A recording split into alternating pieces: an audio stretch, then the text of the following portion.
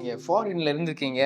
Plus ஃபாரினை பற்றி சொன்ன எனக்கு ஒரு சின்ன கேள்வி. இப்போ ஃபாரின்ல ஃபினான்ஷியல் அட்வைஸ் சர்வீஸ் எப்படி ஒர்க் ஆகுது? இல்லை எந்த அளவுக்கு முக்கியத்துவம் தராங்க? ஓகே. அவங்களுக்கும் இந்தியாவில் இருக்க மக்களுக்கு என்ன வித்தியாசம்? ஓகே. ரொம்ப நல்ல கேள்வி. ஆக்சுவலா அமெரிக்கால நம்ம பார்த்தோம்னா, கிட்டத்தட்ட 3,00,000 ஃபீ ரிசீவிங் ஃபைனான்ஷியல் அட்வைசர்ஸ் இருக்காங்க. அதாவது வந்து ஃபீஸ் வாங்கிட்டு அட்வைஸ் குடுக்குறது.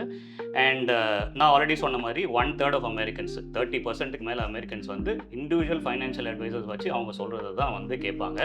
அதுக்கான ரிட்டர்ன்ஸும் நான் ரிசர்ச் சொன்னேன். வேங்கார்ட் ரிசர்ச் ஒண்ணு சொல்லுது. 3% on an average every year அதிக ரிட்டர்ன்ஸ் அவங்க எடுக்குறாங்கன்னு. இன்னொரு ரிசர்ச் ஒண்ணு இருக்கு. மார்னிங் ஸ்டார்னு ஒரு பெரிய ரொம்ப ரொம்ப பெரிய கம்பெனி.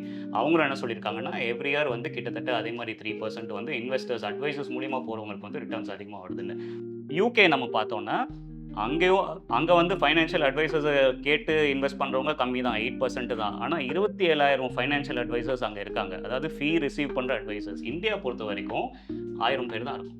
ஓ, ஸோ ஃபார் அப்படியா எவ்ரி சார்? ஆமா மொத்தமா 1000 பேர் தானா? ரொம்ப ரொம்ப கம்மி. இன்ஃபாக்ட் 2,00,00,000 இன்வெஸ்டர்ஸ்க்கு ஒரே ஒரு அட்வைசர் அந்த ஒரு வீதியில தான், அந்த ஒரு கணக்குல தான் இந்தியால வந்து அட்வைசர்ஸ் இருக்கும். ஸோ இதுக்கு காரணம் வந்து இன்னும் வந்து இந்தியால இந்த ஃபீ பேயிங் ஈகோசிஸ்டம் இந்த அவேர்னஸ் வந்து இன்னும் குரோ ஆகல. இப்போ வந்து ஒருத்தர்கிட்ட போய் நான் வந்து ஒரு ப்ராடக்ட்ட புஷ் பண்ணி இன்டைரக்ட்டா ஃபீஸ் வாங்குறது ஈஸி. இன்டைரக்ட்டா அதிகமா நான் சம்பாதிக்கிறது. ஆனா நல்ல விஷயம் ஒண்ணு குடுத்து நீங்க எனக்கு அதுக்கு ஃபீஸ் குடுங்கன்னு சொல்ற அந்த விஷயம் வந்து இந்தியால ஓ, இன்னும் அந்த அந்த ஒரு ஃப்ரீடம் செட்டப் இது இல்ல. ஓகே. இந்தியால இன்னும் அந்த ஈகோசிஸ்டம் வந்து இவால்வ் ஆகல. அதனால தான் இப்ப நாங்களும் பார்த்தீங்கன்னா, பர்சனலா அ எங்களால வந்து ரிசர்ச் ஆர்ஏ லைசென்ஸ் வாங்க முடியும். அந்த இது பண்ண முடியும். ஆனா distribution is easy because investor எங்களுக்கு ஃபீஸ் பே பண்ண தேவையில்ல. ஓகே. ஸோ அதனால தான் நாங்க வந்து இப்போதைக்கு டிஸ்ட்ரிபியூட்டர்ஸா இருக்கோம். But eventually we want to become ஆர்ஏஸ் right. So I mean coming back to your question இந்தியால வந்து இந்த ஆப்பர்ச்சுனிட்டி இஸ் இம்மென்ஸ். இன்னும் கூட பார்த்தீங்கன்னா, 5% ஆஃப் இந்தியன்ஸ் தான் மியூச்சுவல் ஃபண்ட்ஸ்ல இன்வெஸ்ட் பண்றாங்க.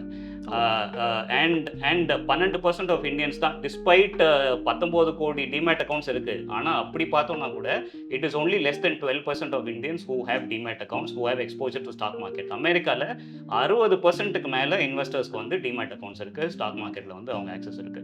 ஸோ ஃபைனான்ஷியல் மார்க்கெட்ஸ் பத்தின அண்டர்ஸ்டாண்டிங் அவேர்னஸ் வந்து இந்தியால கண்டிப்பா இம்ப்ரூவ் ஆகணும். நம்மள பொறுத்தவரைக்கும் ஒரு ரியல் எஸ்டேட் ஆர் கோல்டு.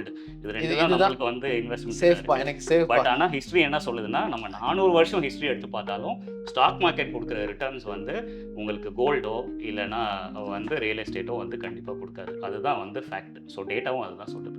ஆனா நீங்க சொன்னத பார்க்கும்போது ஒரு வேள உண்மைய சொன்னா பயப்படுறாங்களோ? ஒரு கலர்ஃபுல்லா விளம்பரமா பேசினா மட்டும் தான் நம்புறாங்க. உண்மதான். Right. Practice. So most of the things that we consume, most of the service or product we consume is being sold to us right. அது வந்து கொஞ்சம் பாலிஷ் பண்ணி ஐ மீன் அத வந்து செல் பண்றாங்க. பட் ஃபேக்ட் பேஸ் நம்ம சொன்னோம்னா, இப்போ ஒரு இன்வெஸ்டர் நம்ம கிட்ட வராருன்னா, ஒரு கேள்வி வந்து ரிட்டர்ன் எவ்வளோன்னு தான் கேட்கிறாரு. இது எனக்கு சூட் ஆகுமா? இது என்னோட ரிஸ்க் அப்பிடைட் கரெக்ட்டா இருக்குமா? அப்படின்ற விஷயமே இல்ல. ஸோ நாங்க என்ன பண்ணுவோம்னா, ஃபர்ஸ்ட்டு இருங்க.